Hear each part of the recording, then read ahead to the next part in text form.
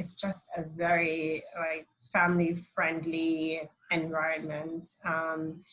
Again, the older kids really look out for the younger kids, which is awesome. It's like a small school family, from the teachers to the administrators. It would be a good choice.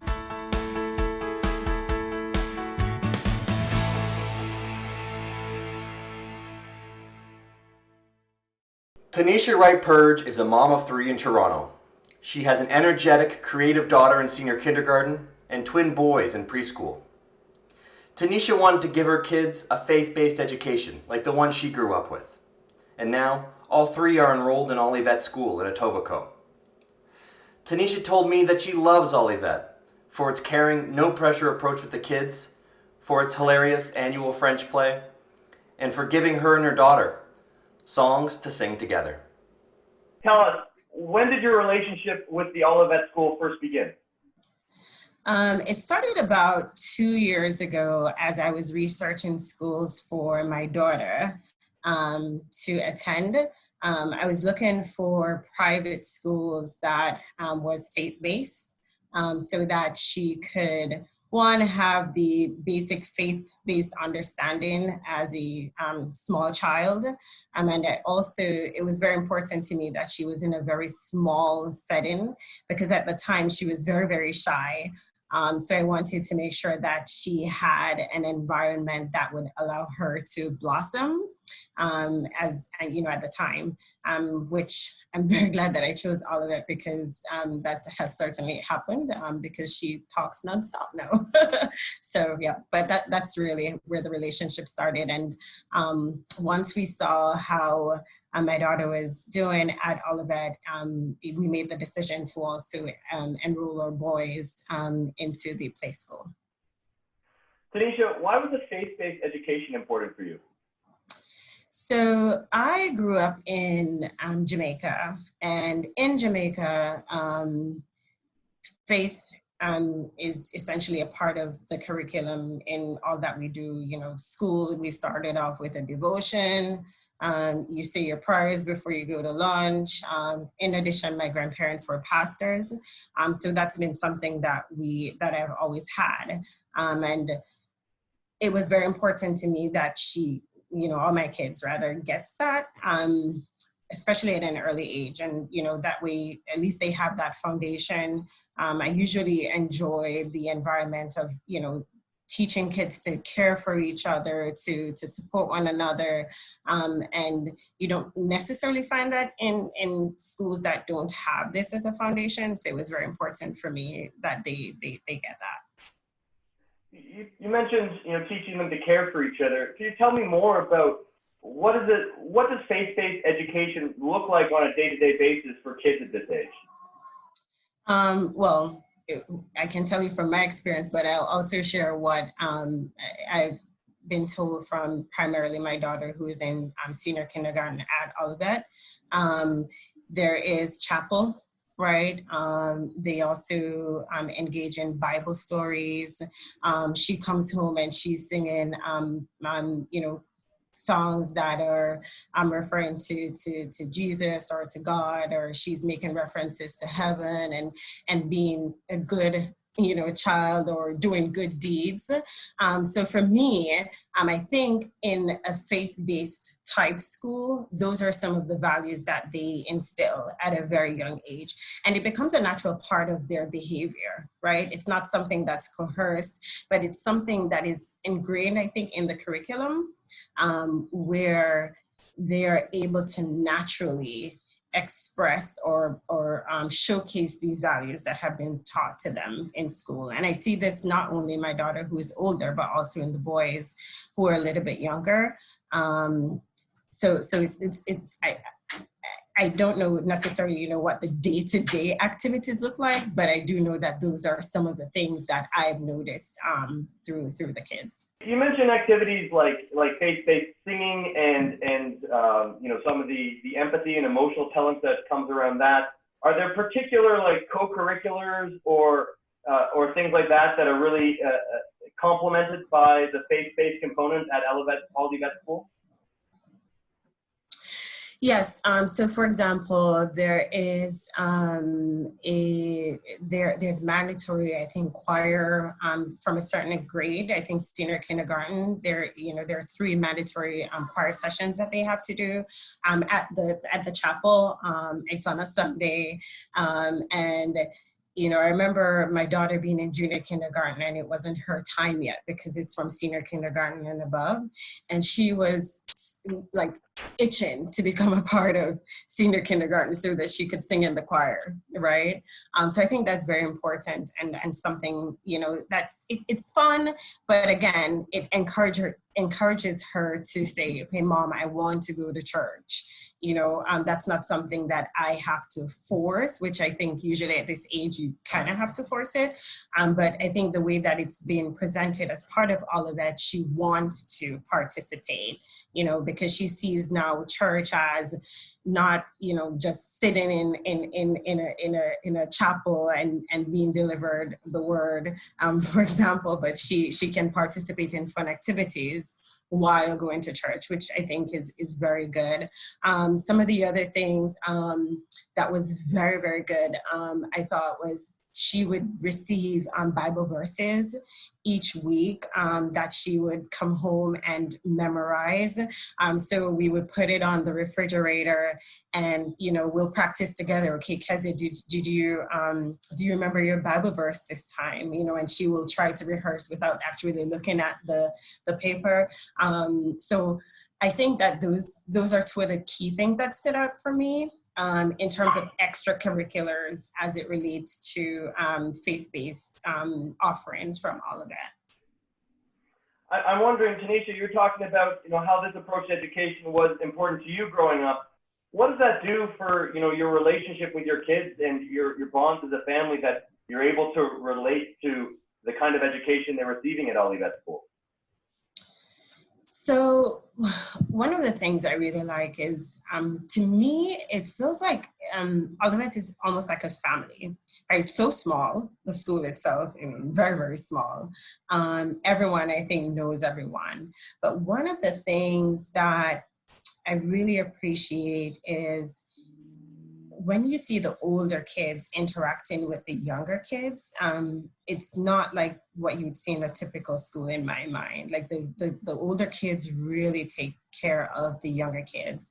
And I try to instill that specifically in Kezia. You have to take care of your brothers. And I tell her brothers the same thing, right?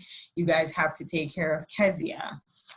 We also have my sister's child who has a disability. And it's very important for us that they're able to empathize, and with people who might not be as physically capable as them. And I do see that there is a difference in how they interact with him. There's very, very empathetic, very caring, and I really think that, again, just being at Olivet and again having that base, I would say, is key, is one of the key things for that. And then that extends into home, right? Because, if I forget to say, hey guys, you say your prayers before you go to bed, they'll say, oh Mom, we didn't say our prayers, right? And then we say, okay, let's go say prayers before bed.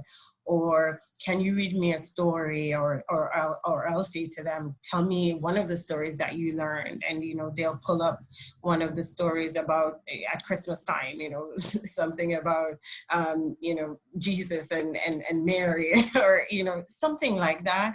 So it's very, very, it's almost natural, because again, I grew up that way. So these stories or the songs that they come, or that they say at home is very familiar to me. So when Kezia, for example, starts singing a song and I'm singing along, she's like, Mom, how do you know that song? And I'll say, well, I used to sing that as a child, right? So it really extends throughout the family.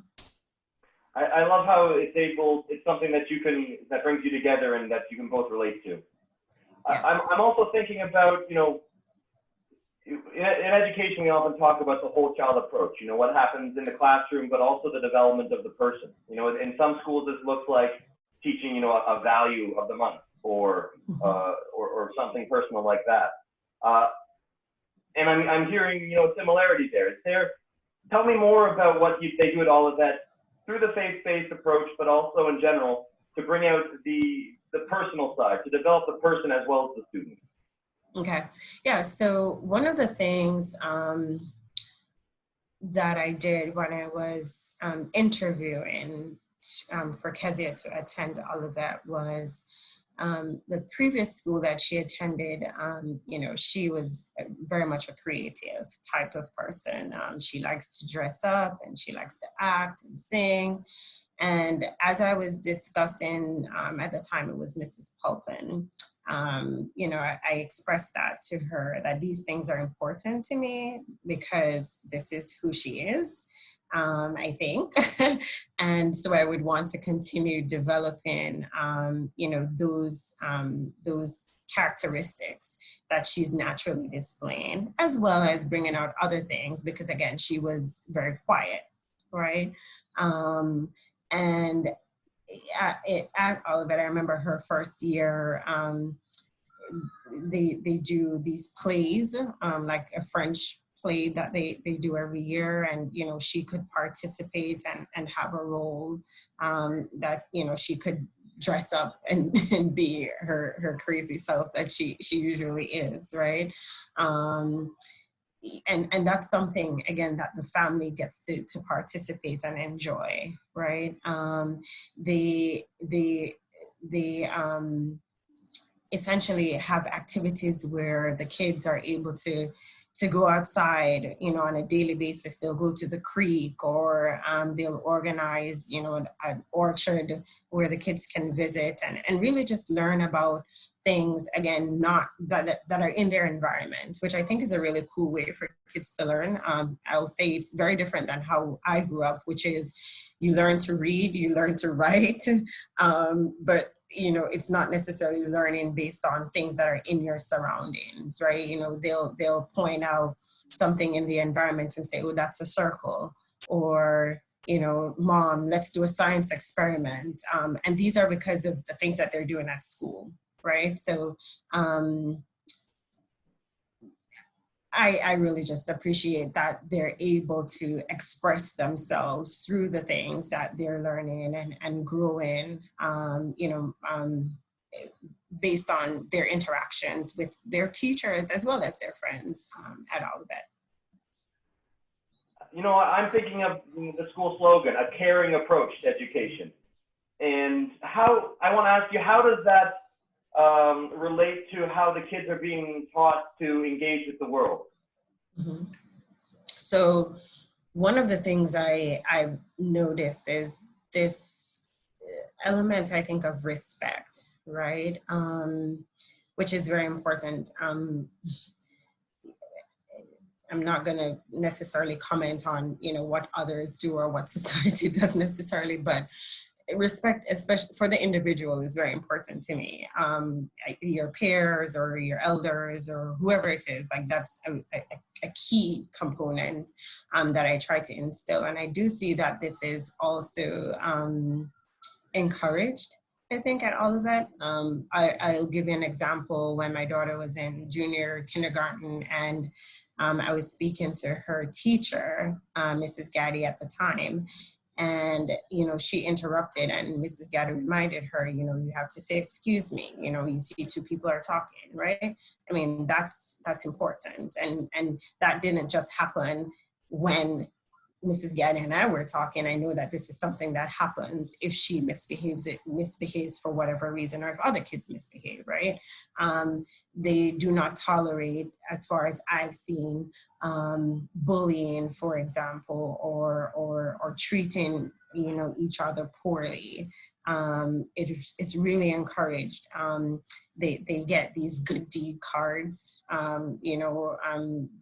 for helping or just doing a kind, thoughtful deed towards others, which I think encourages the kids. And, my daughter, she'll come, Mom, I got a good deed card today. Can you read what I got it for? And she knows, but she gets really excited and she collects all her good deed cards. So I think that's just a fun, creative way of, again, encouraging kids to really be kind to one another. Again, and also, again, the respect component, I think, is very, very key. I've had incidences, again, where, for example, my daughter and another child might be battling over a toy, right? And they'll encourage them in a very practical way to sort through, who, maybe it's a situation of who had the toy first or whose turn is it today, right? And it's not just dictating, but it's really just helping them to think through the thought process of why something is a specific way, and understanding that. And then I think that extends to how you will treat others, because you're thinking about the situation, right? Okay, should I give this toy because this person had it first, right? So I really see that those are things that they can use as they're interacting, not only in school, but in general. Thinking of your daughter, she's 6 years old. You were saying that she's full of energy and quite an outgoing character. Tell me about what the teachers and staff at Olivet School, how their approach to education is well suited, how they meet the needs of your daughter in particular. So I think that they meet the needs of Kezia in particular, because of her, I think, natural abilities, again, for just being super creative, like really fun, right? She comes home with paintings or arts and crafts that they do. Maybe they'll bake, right? So that's one component. But then when you're thinking of, like, verbal, being able to express herself, they have show and tell every week where, there's a specific object that you have to choose and you have to explain what you like about it or whatever you want, about that specific object, which I think is very important, because I find, especially as I work, you have a lot of people sometimes who are super, super smart from a book perspective, but they're really not able to communicate or express themselves or analyze certain things. And I really appreciate these show and tell activities, because, together we'll select an item for that week and we'll practice together. Okay, what are you going to talk about this object? Tell me what you know about this object. And, and we do the same thing when it's bedtime. I'll read a story and they'll say, Mom, we have to raise our hands to ask a question, because that's what they do in school, right? So it extends there.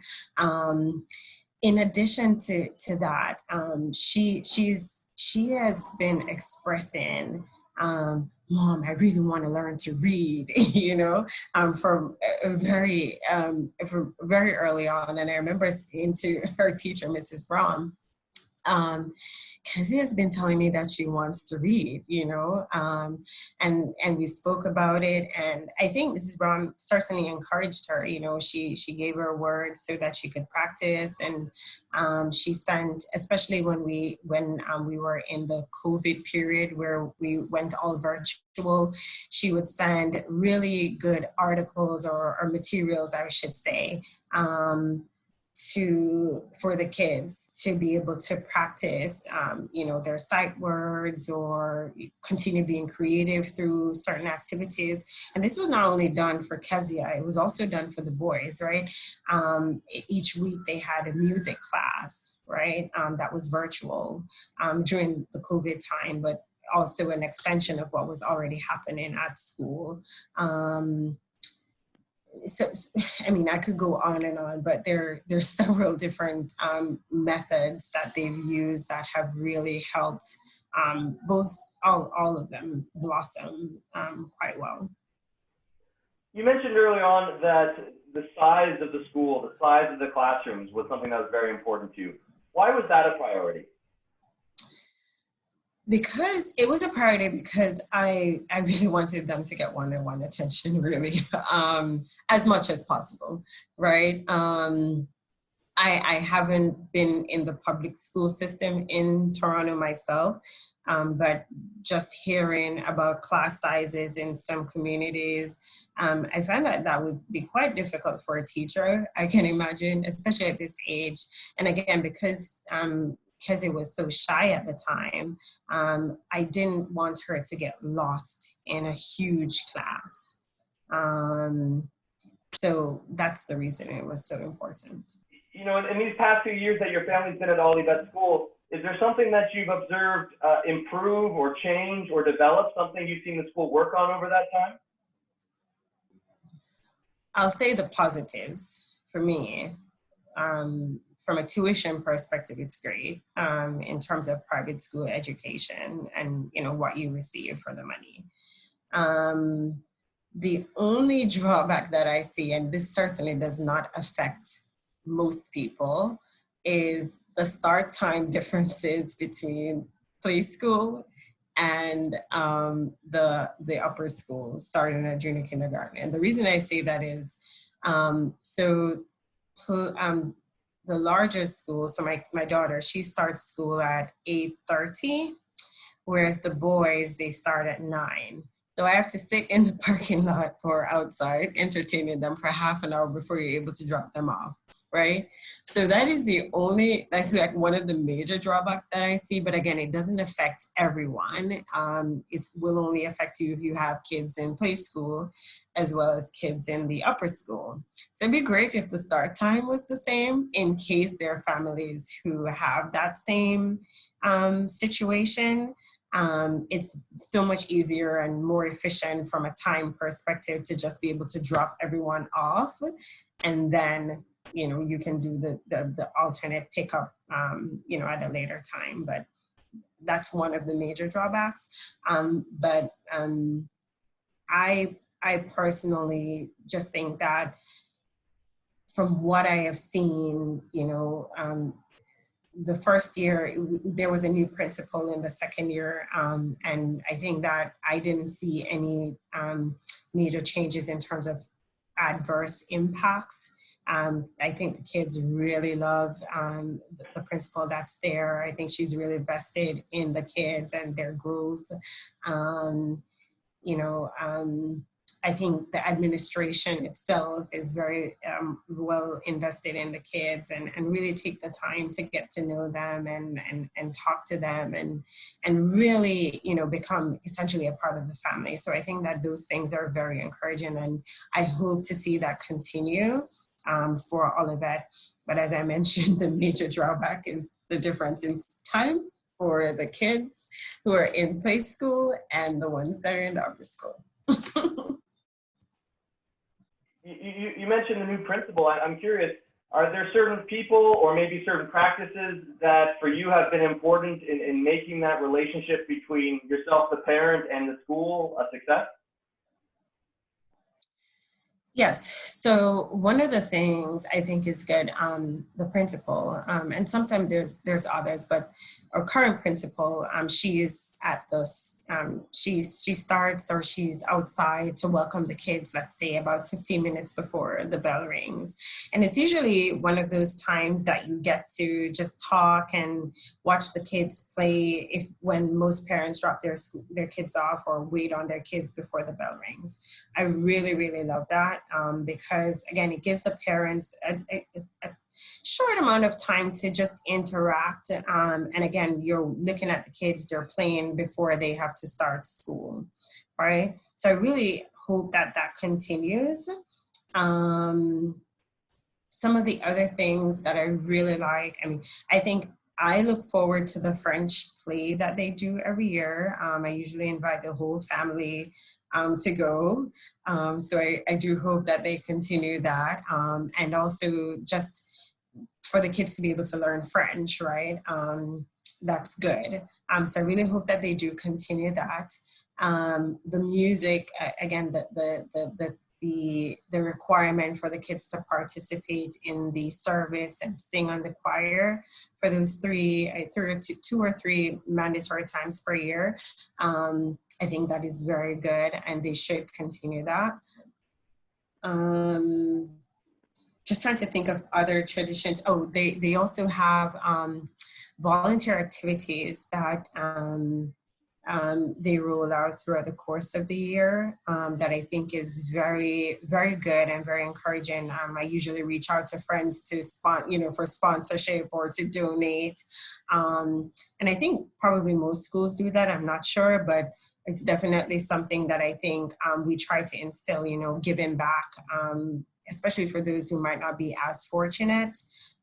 So I think that those are things that they should definitely continue. Taneisha, could you tell me more about the annual French play and what makes it special to you and your family? One is funny.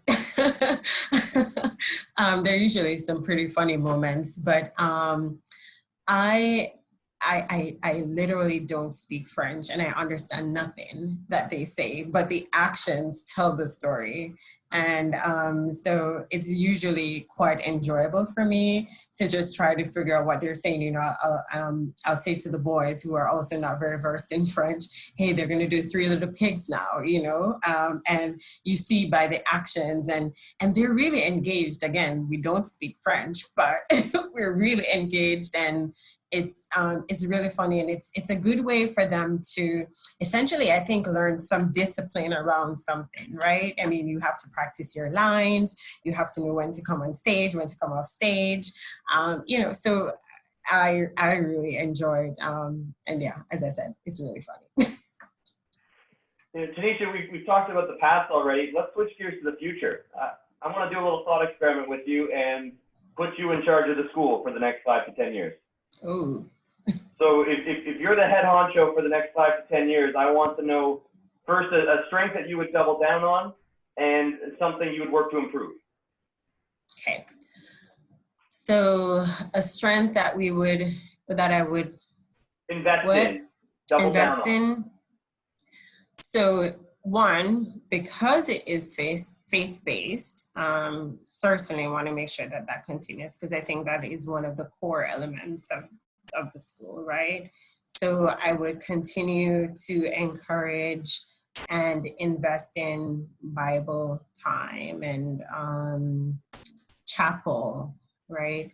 So those are things that I would personally make sure that we continue.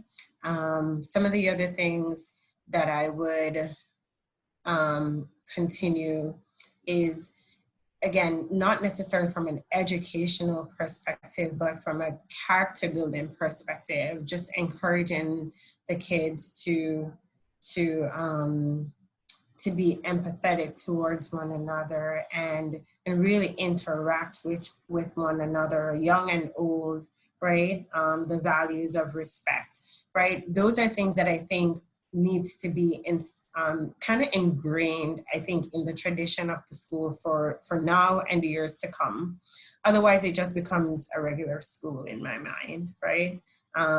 So those are things that I think if it were me, as the administrator of the school, I would strongly encourage. Now, from an educational perspective, some of the things that I would continue to encourage are,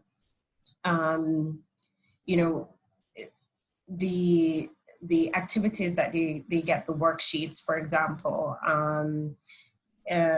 practicing their writing, those are standard things that you have to do, right? So you don't want to fall off, in my mind, building someone who's full with character, but not necessarily smart from a book perspective, right? So you do have to have that balance. One of the other things, and I don't know a lot about it, but I usually see the older kids coming in with like science experiments or or things that they will put up on in the hallways of work that they've done.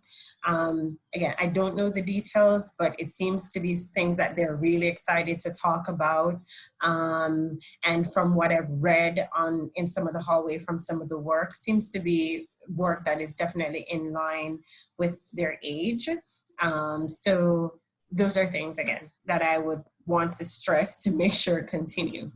Now, from an improvement perspective, what would I work on? The first thing that I would change is I would have play school and the older school start at the same time. So that would be number one. Then what else would I improve upon? They're doing a pretty good job, at least from what my expectations were. And I don't know if other parents would have a different perspective for the older kids.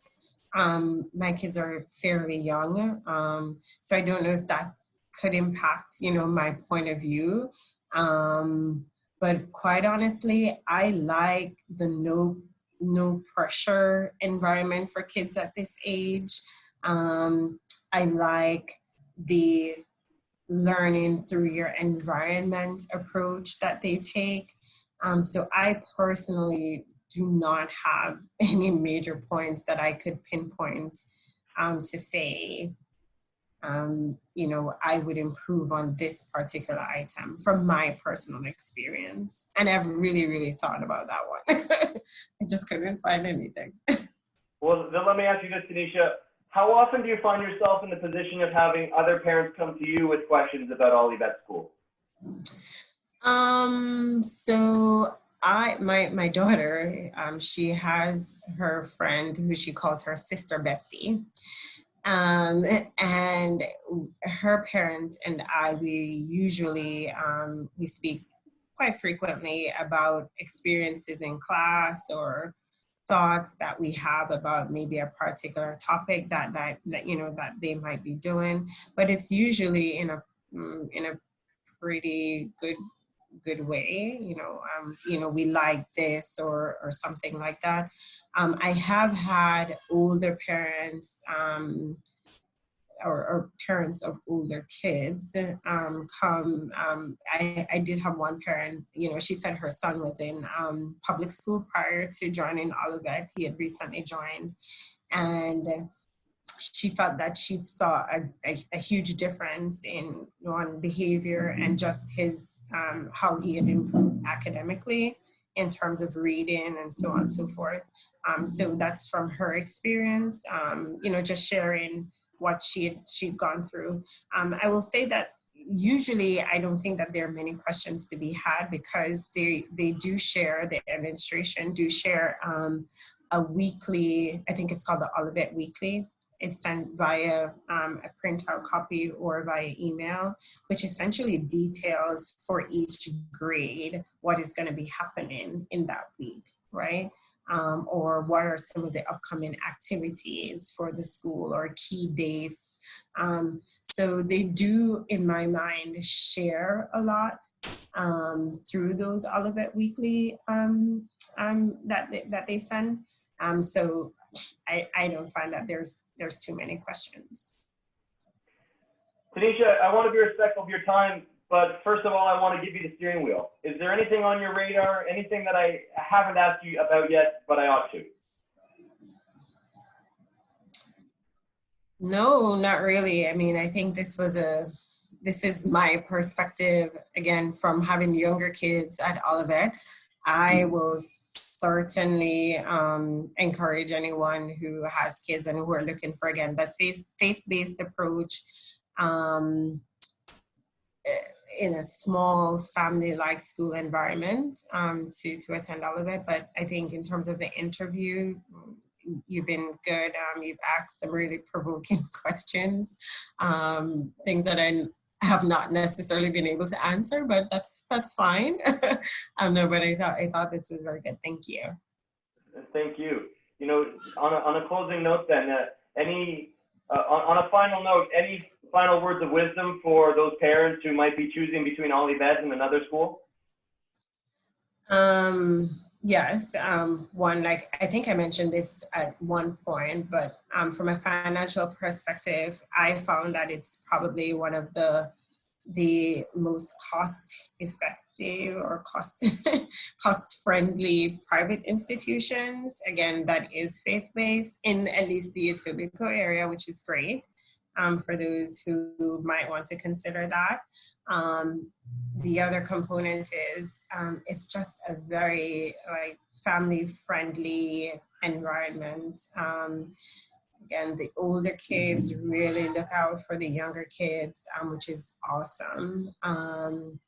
It's like a small school family, from the teachers to the administrators. Um, it would be a good choice. Certainly, again, if you're looking for a small institution for your kids to grow, and again, for them to have the faith-based lessons or values instilled at a young age, I think Olivet will be a good choice for that. Taneisha, thank you for this wonderful talk together, and thank you for your time today. We really do appreciate it. Thank you. Have a great day. And you.